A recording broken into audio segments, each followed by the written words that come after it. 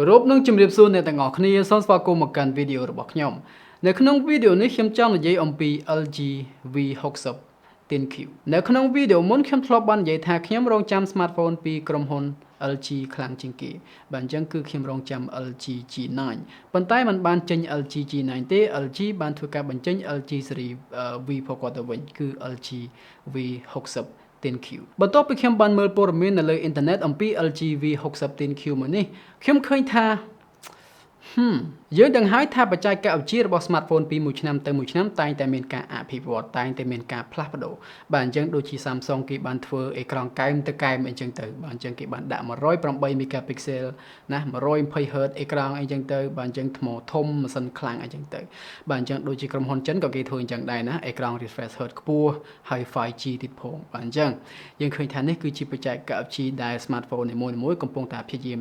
វិវត្តខ្លួនដើរទៅមុខបាទអញ្ចឹង LG ត្រង់ម៉ាស៊ីនអូខេ Snapdragon 865 Plus RAM 8GB memory 128GB ចាប់ដើមបាទអញ្ចឹងយើងអាចធ្វើការថែម memory បានរហូតដល់ទៅ 2TB ហើយណោះបាទអញ្ចឹង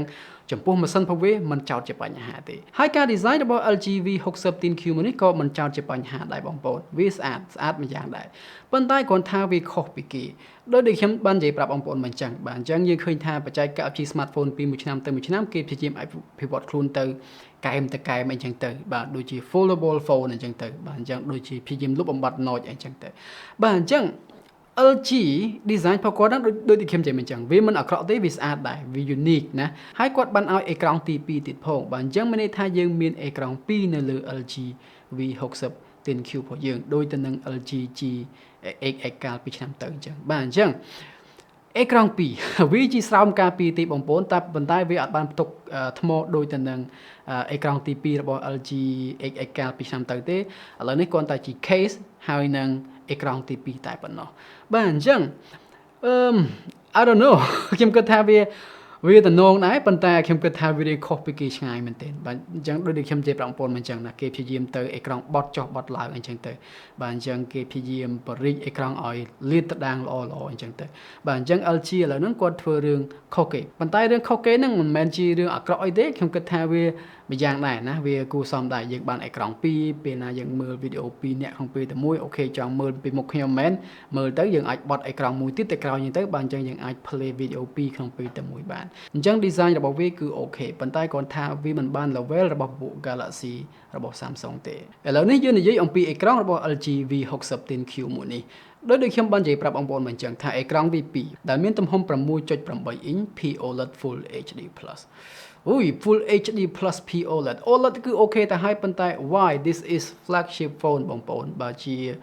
គេហៅថា smartphone ដ៏កំពូលតែម្ដងណាបើអញ្ចឹងយើងឃើញថា flagship phone របស់Samsung គឺគេរហូតដល់ទៅ Quad HD Plus បាទអញ្ចឹង resolution របស់គេហ្នឹងគឺខ្ពស់មែនទែនបាទអញ្ចឹង Samsung ក៏ជារបស់កូរ៉េបាទអញ្ចឹង LG ក៏ជារបស់កូរ៉េដែរបាទអញ្ចឹងយើងជាបងប្អូនតាយើងធ្វើឲ្យល្អដូចគ្នាដែរទៅណាមិនកុំនៅឆ្ងាយពីគ្នាពេកបាទអញ្ចឹងមិនចោទជាបញ្ហាអីទេបងប្អូនបាទអេក្រង់ Full HD Plus ហ្នឹងគឺស្តង់ដារណាស់ទៅហើយប៉ុន្តែបើសិនជា premium phone តែម្ដងតម្លៃប៉ុណ្ណឹងដែរ$999ឲ្យ Quad HD ដល់គេទៅហើយវាត្រឹមតែ 60Hz តែប៉ុណ្ណោះបងប្អូនបាទអញ្ចឹងវាមិនចោទជាបញ្ហាអីទេប៉ុន្តែ 60Hz អេក្រង់ refresh Hz ខ្ពស់អីនេះណា 5G កំសិនខ្លាំងអេក្រង់កែមសុទ្ធតែជា future ទៅហើយបើសិនយើងអាចជំរុញវាដាក់នៅលើរបស់យើងបានវាជារឿងល្អប៉ុន្តែគាត់ដើរក្រោយគេបន្តិចបាទអេក្រង់នៅតែ 60Hz បងប្អូនបាទអញ្ចឹង Full HD Plus ប៉ុន្តែវាជា OLED អូខេមិនចោទជាបញ្ហាទេបង្ហាញពណ៌បានស្អាតដូចគ្នាឥឡូវយើងចូលដល់ចំណុចកាមេរ៉ារបស់ LG V60 ThingQ មួយនេះបាទអញ្ចឹងយើងឃើញថាវាមានកាមេរ៉ាតែ2គ្រាប់តែប៉ុណ្ណោះបងប្អូនដោយ main sensor របស់វានឹងមានទំហំ64 megapixel ធំគួរបើដែរមិនធម្មតាទេ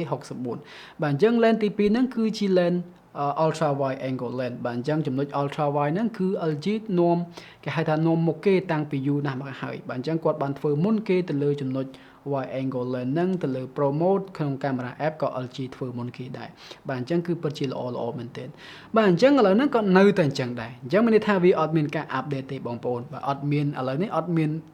គេហៅថា telephoto lens ទេយើងអាចធ្វើការ zoom បានប៉ុន្តែបាន 2x ដោយសារតែ crop ទៅលើ64 megapixel ហ្នឹងតែប៉ុណ្ណោះប៉ុន្តែវាមិនមែនជាគេហៅថា lens zoom ពិតប្រាកដទេបងប្អូនមួយទៀតហ្នឹងគឺជា time of flight sensor បាទអញ្ចឹងតាមពិតមាន3បើសិនជាយើងហៅជាភាសាក្រុមហ៊ុន smartphone របស់ចិនណាបាទអញ្ចឹងក្រុមហ៊ុនចិនគេហៅថាអាហ្នឹងជា triple camera ហើយប៉ុន្តែខ្ញុំសូមហៅតាម Sony បាទអញ្ចឹង Sony គាត់ហៅតែដោយសារតែតាមការបញ្ចេញរបស់គាត់ Sony Xperia 1 Mark II ណាហ្នឹងហើយ1 Mark II តាមពិតទៅបើសិនយើងរាប់time of flight ទៀតវាមានគេហៅថា quad camera ប៉ុន្តែ Sony អត់ហៅ quad camera ទេគាត់ sensor គេហៅថា time of flight sensor ហ្នឹងគាត់ចាត់ចូលជា sensor អញ្ចឹងគាត់ហៅថា triple camera ទេបាទអញ្ចឹងឥឡូវហ្នឹងខ្ញុំហៅថា dual camera ទៅចោះទៅលើ Sony ទៅលើ LG V60 ThingQ មួយនេះវាដដែលបងប្អូនបាទអញ្ចឹង LG ធ្លាប់ធ្វើបានល្អមែនទែនកាលពីប្រហែលឆ្នាំកន្លងទៅនេះគាត់បាននាំមុខគេទៅលើបច្ចេកវិទ្យា wide angle lens ទៅលើ pro mode អញ្ចឹងទៅគាត់បានគេហៅថា implement អាហ្នឹងគាត់បានដាក់ហ្នឹងមុនគេបង្អស់នៅលើ smartphone របស់គាត់បាទអញ្ចឹងឥឡូវហ្នឹងគាត់នៅតែអញ្ចឹងដដែលបាទអញ្ចឹងមានន័យថាអត់មាន update អីទេបងប្អូនបាទអញ្ចឹងយើងអត់មាន lens zoom ទេយើងមានតែ lens ទលាយយើងមានតែ lens ធម្មតាតែប៉ុណ្ណឹងបាទអញ្ចឹងយើងអាចធ្វើការ record 4K video ក៏បាន 8K video ទៀតដូចទៅនឹងពពួក Galaxy អញ្ចឹងបងប្អូនបាទអញ្ចឹងវាកប់ដែរណាមិនធម្មតាទេប៉ុន្តែគាត់ថាកាមេរ៉ាវាតែ2គ្រាប់ទេបងប្អូនអូខេអញ្ចឹងឥឡូវនេះដល់មកនិយាយអំពីចំណុចល្អរបស់ LG V60 ThingQ នេះហើយបាទអញ្ចឹងទី1គឺថ្មរបស់វាមានទំហំរហូតដល់ទៅ 5000 mAh ណោះបាទអញ្ចឹងជាមួយនឹងបច្ចេកវិទ្យា Quick Charge 4.0 ទៀតផងបាទអញ្ចឹងវាអាចសាកលឿនហើយដោយសារថ្មធំទៀតបាទអញ្ចឹងយើងអាចប្រើ smartphone យើងមកស្រឡាញ់តែម្ដងវាអាចកាន់ជាងពពួក Galaxy S20 Ultra ទៅទៀតហេតុអីព្រោះអី Galaxy S20 Ultra វាមានទំហំថ្ម 5000 mAh ដូចគ្នាប៉ុន្តែវាបងប្អូនWQHD ណា resolution វាខ្ពស់វាប៉ះពាល់ទៅដល់សុខភាពថ្មយ៉ាងដែរអេក្រង់ 120Hz ក៏ប៉ះពាល់ទៅដល់ចំណុចថ្មរបស់យើងដែរបាទអញ្ចឹងនេះគឺត្រឹមតែ Full HD Plus ទេគឺ